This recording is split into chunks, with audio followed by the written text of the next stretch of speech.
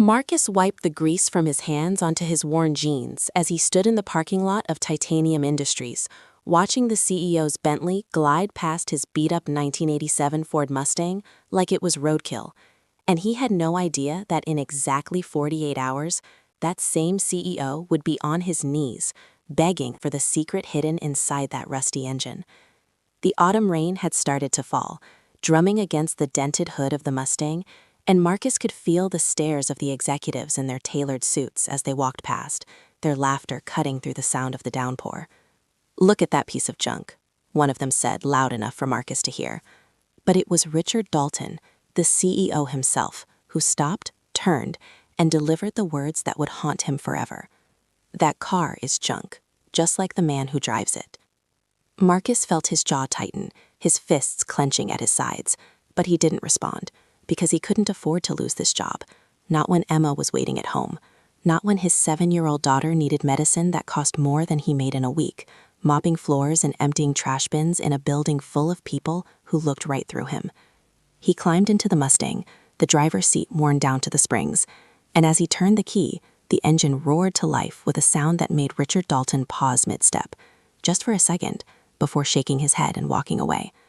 Marcus didn't know it then, but that engine wasn't just any engine.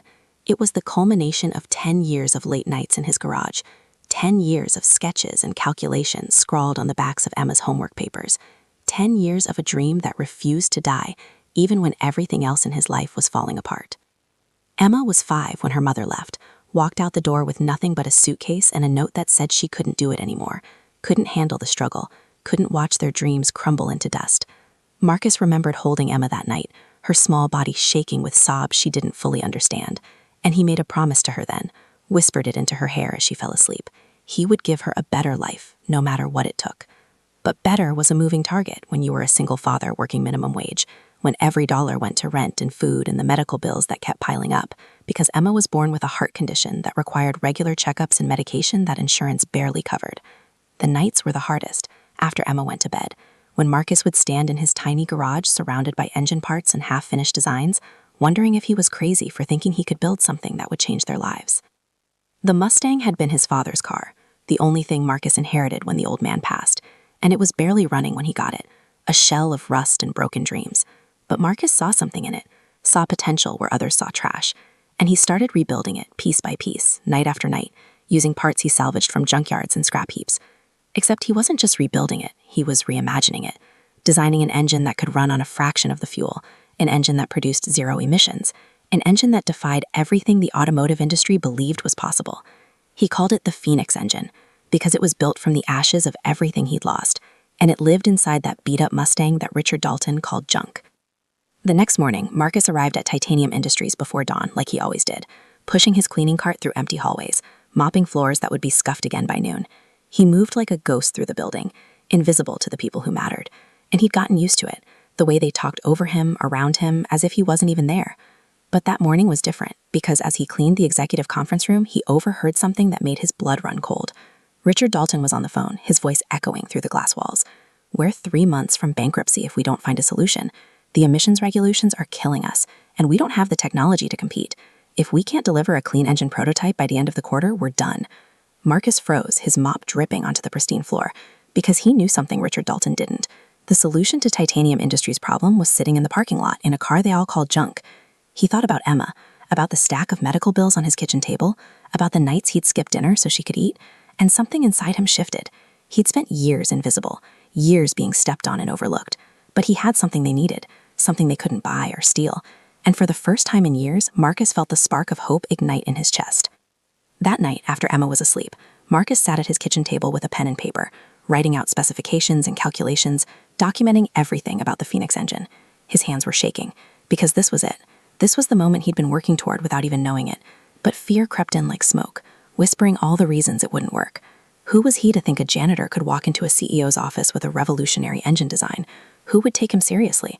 What if they laughed him out of the building, just like they laughed at his car? But then he looked at the photo on the fridge, Emma smiling despite everything, and he knew he had to try.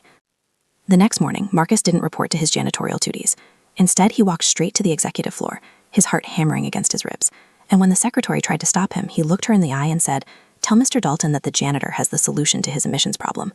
The secretary stared at him like he'd lost his mind, but something in Marcus's voice, in the set of his shoulders, made her pick up the phone. 5 minutes later, Marcus was standing in Richard Dalton's office, the same office he'd cleaned 100 times, except now he was on the other side of the desk, and Richard was looking at him with a mixture of confusion and irritation. "You have exactly 2 minutes before security escorts you out," Richard said, leaning back in his leather chair with the kind of smug confidence that comes from never being told no.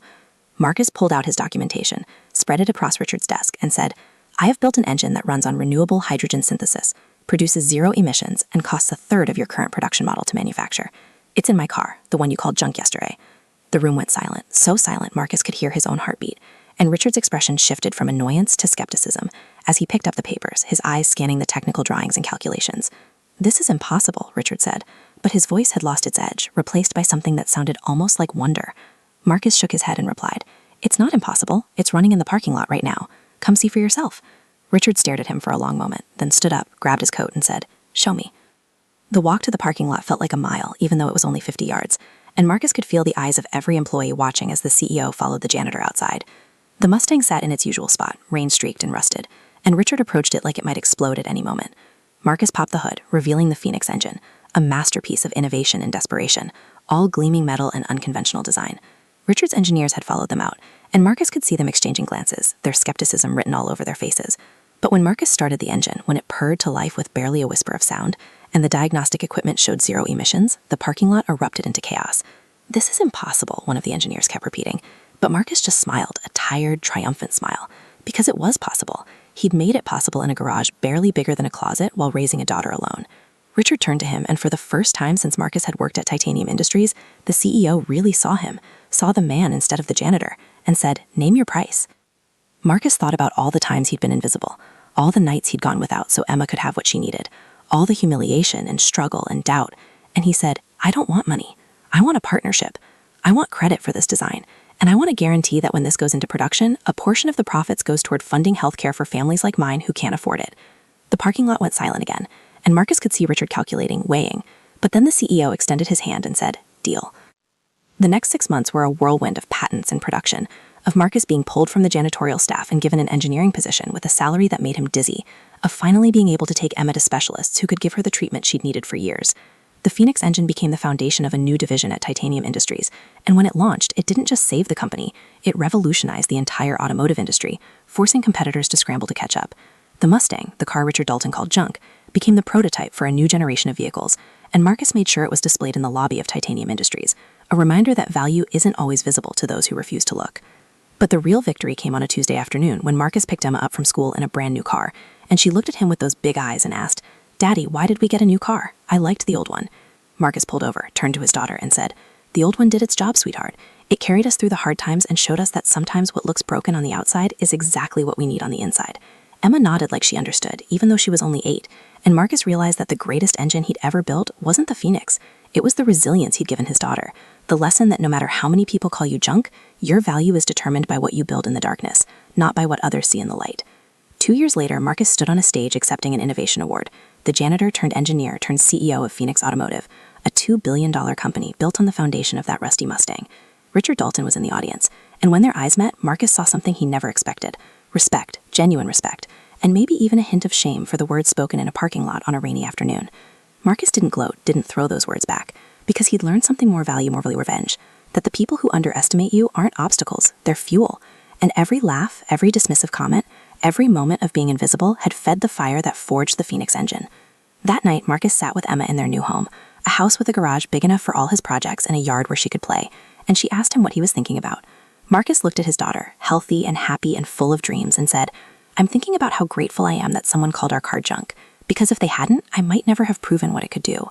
Emma laughed, that beautiful sound that had kept him going through the darkest nights, and curled up next to him. And Marcus realized that the greatest engine isn't measured in horsepower or emissions or market value. It's measured in the moments when you refuse to give up, when you take the broken pieces of your life and build something that not only saves you, but changes the world for everyone who comes after. The Mustang still sits in the lobby of Phoenix Automotive, restored but still wearing some of its original scars, and employees walk past it every day, a monument to the truth that junk is just treasure waiting for someone brave enough to see its potential. And sometimes the most powerful engines are built by the people no one bothers to see, fueled by love for the ones who depend on them, running on the belief that what you are isn't determined by where you start, but by the refusal to let anyone else write the ending of your story.